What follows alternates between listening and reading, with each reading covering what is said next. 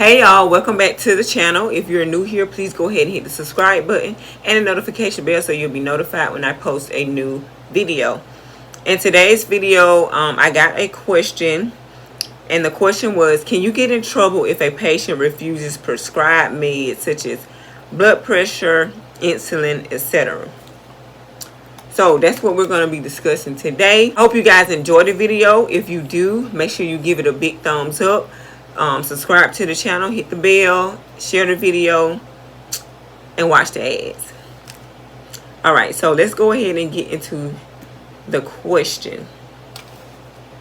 So let me just read the question one more time. Can you get in trouble if a patient refuses prescribed meds like blood pressure, insulin, etc.? Okay, so for this question, my answer is yes and no. And I'm going to go over the reasons why you could get in trouble first. And then we'll talk about the no. Excuse me. Okay, so let's just say, I like to give a little scenario to go by. So we're going to say that Miss Johnson is prescribed blood pressure medication on your shift. Let's just say you're on a 7 to 3 shift. You go in and she gets this every morning. So you've checked her blood pressure and it is, let me get a value, 160 over 120. Okay, that's high for Miss Johnson. So Miss Johnson needs to take her blood pressure medication. So you go in. Hello, Miss Johnson. How are you today? I have your medications for you, your blood pressure medication, and blah, blah, blah, whatever you have for her. I don't want to take it. Get out of here. I ain't taking no medicine today. Miss Johnson refuses to take her medication. So you already know that her blood pressure is high. If you walk out of the room and fail to give Miss Johnson that blood pressure medication, and you don't try to do anything, you don't try to talk her down, you don't try to explain to her, hey, Miss Johnson, your blood pressure is high, we just checked it, you really need to take it, what's the reasons why you don't want to take it, just talk her through it. If you just walk out and say, forget it, I'm not going to worry about it, you're going to be in trouble. Because if Miss Johnson has a heart attack, or anything happens, if it gets higher than that and someone else catches it being that high, and knowing it cannot just, well, it can, but you can tell if something's been high over a long period of time. So definitely don't just walk out when they refuse for that first time, because you will get in trouble then. And you need to try at least 3 times before you turn a resident down. So when she says that, you need to be like, okay, I'll be back in a few minutes, and let's just see that you calm down, and we'll come back and see if you want to take it then. Is it anything that you would like to take the medication with? If you don't want to take water, I can get you some juice, some milk, or whatever the case may be. Just try to make her comfortable so she can take the medication, because she needs it. If you've tried for the 3 times and she still is refusing to take the medication, if you do not document properly, you're going to be in trouble. You need to make sure you put nurse into the room such and such times and try to give Miss Johnson her such and such medication. Miss Johnson refused. Nurse tried to talk resident into doing it again. Resident refused again. Nurse tried to offer a different type of beverage. Nurse tried to contact family member for her. Like, whatever you did to try to help Miss Johnson take her medication, make sure you put that in the document. If you do not document, yes, you will get in trouble.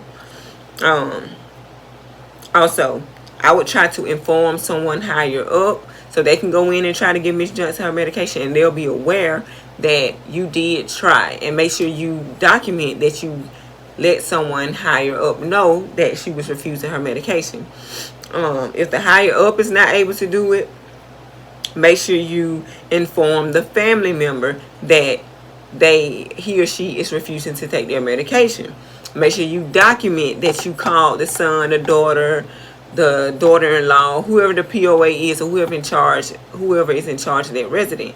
Make sure you document that you inform them. Make sure you inform them so they will know that, okay, your mother has been having high blood pressure and she's been refusing this medication. We've tried over and over and over, and she's just not willing to take it. They will know.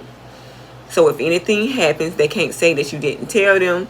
And then you will also have to document that. So it will be, paper trail saying that you did, in fact, contact someone and you did try. And also, you're going to let the doctor know, whoever ordered that medication, make sure you inform them that they have been refusing that medication. Maybe they can try a different form. If you can get it in a liquid form, if you can get it in a tablet that dissolves under the tongue, if you can get a patch, whatever the case may be, let them know. Maybe you can, work that out. And we can get it in a different form. Maybe the resident will be more comfortable with taking it a different type of way. So you just have to weigh your options out, but you definitely had to bring it to the attention of everybody, the family, the doctor, the higher ups.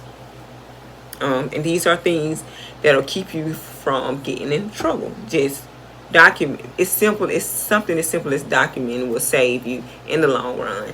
And also informing someone else, and especially the family members and the doctors, and also the higher up. So you just let somebody know that, hey, I'm trying. As one person with all these residents, I'm trying with this one person.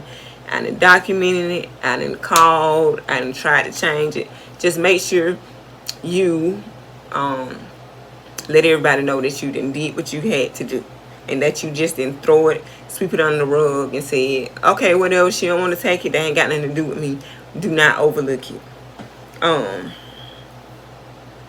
Now, some things that you can do to try to help out the situation, figure out why the resident is refusing that medication. So, like I said, when they refuse, don't just walk out. Say, what's wrong? Why you don't want to take it? Is it the pill that's hard to swallow? Would you like to get it in a different form? Is everything okay? Is your stomach bothering you? Whatever. I mean, because a lot of residents just really don't even want to be in that setting. So sometimes they just don't want to take their medication because they're fed up. They're upset with their family for putting them there.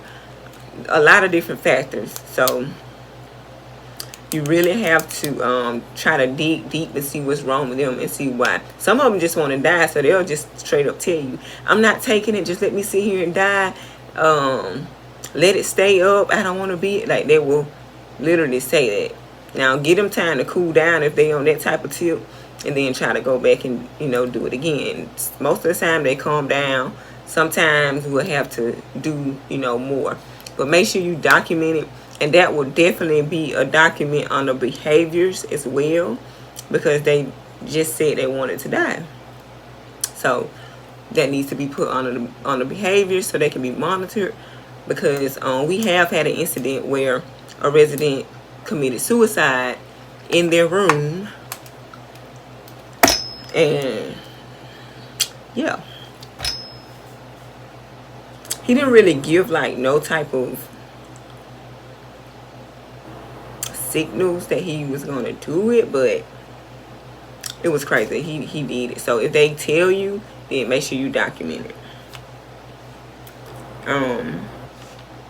And again, if they are refusing, make sure you explain what the medication is, what it's for, why they're having to take it. That don't work. I mean, it's a lot of things that you can do, but a lot of times it don't work. Now, if it's something like an antibiotic that the doctor just ordered, let's just say there was a new resident and they came in for cellulitis. We know that cellulitis is bacteria, in the skin, under the skin. So let's just say they order antibiotics for that, and a resident is refusing to take it because they say it don't work. They've been on it before and it does not work. So if a resident says that, then you need to try to explain it again. Say it's for this. This is what it does. Maybe if we try it again this round, it will work this time. Excuse me. Try to encourage them to take it.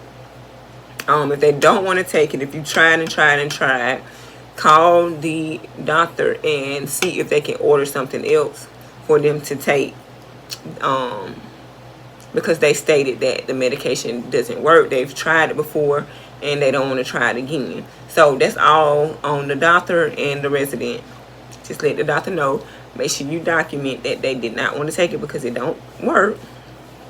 Make sure you let the doctor know so he or she can go ahead and try to get them something else to take.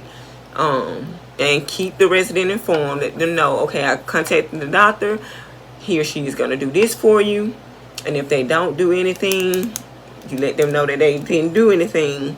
And you still try to encourage them to take it. And let them know if they, let's say if you they ordered a antibiotic and you say just go ahead and take it. Maybe if you drink more water this time, and we'll be here to help you keep your legs or wherever the cellulitis is. We'll help you keep the area clean.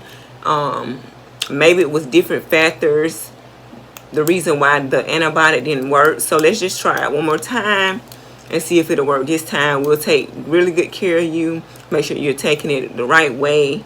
Make sure you're taking it scheduled so it can work this time. So you just have to really communicate with that resident on a different level, a level of understanding. So, you know, get it through their head. So, no, you will not get in trouble if you document properly, if you inform the higher ups, if you inform the family member, if you inform the doctor, and if you try with all your might.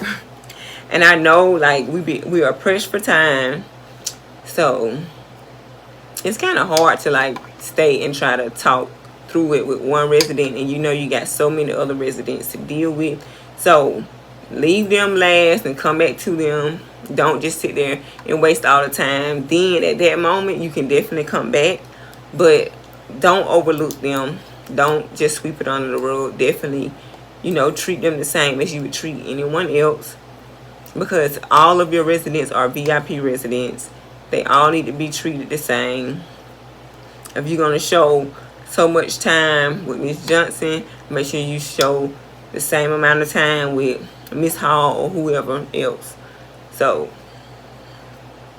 I know it's frustrating, and we don't like to deal with that because that takes a lot of time. But I mean, we have to do what we have to do. Okay? Because if Miss Johnson don't take that blood pressure medication and she die, then who gonna be in trouble? You. Because you didn't document, you didn't inform nobody, and you didn't try.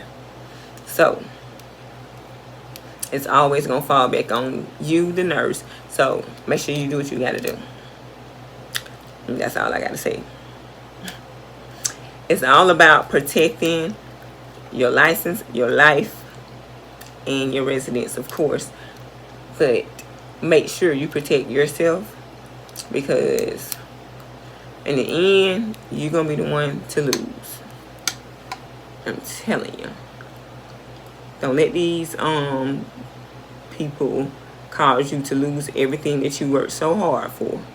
Let me see if there's anything else I can add to this video. Alright, so I don't have anything else to add to the video. All I want to say is make sure you guys are documenting anything like that, any type of refusals, any type of behaviors, so that it will be, you know, notated. Everyone can see it. All the nurses can see it. All the higher ups can see it. The family members can see it. Make sure you are letting the family members know, the doctor, whomever you think that is important enough to know. Make sure you are notifying them. And continue to rock out. Be great. Give this video a big thumbs up. Subscribe if you haven't already subscribed to the channel. Share some videos. And yeah, watch those ads. Thank you guys so much for tuning in today. Have a great day. Deuces.